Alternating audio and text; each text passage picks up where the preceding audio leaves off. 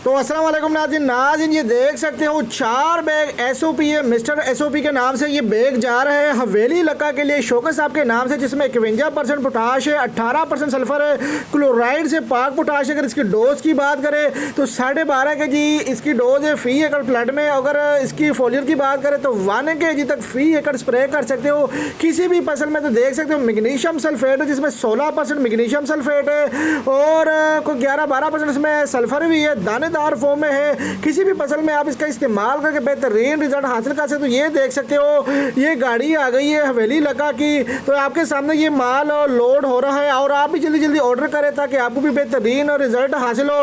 बकाया बिल्टियों के थ्रू भी हमारा माल जाता है, आप ऑनलाइन पेमेंट करवा के भी अपना माल बुक करवा सकते हो। तो ये हवेली लक्का के लिए माल और कोस्टर के ऊपर सारा का सारा लोड हो गया है, तो जल्दी जल्दी ऑर्डर करो। स्क्रीन के ऊपर चलते हुए नंबर पर रब्ता कीजिएगा 325 25 66 99। इस नंबर पर रब्ता करके आप अपना ऑर्डर बुक करवा सकते हो। तो देख सकते हो सारा माल लोड हो गया और आपके सामने कोस्टर यहाँ से निकल के जी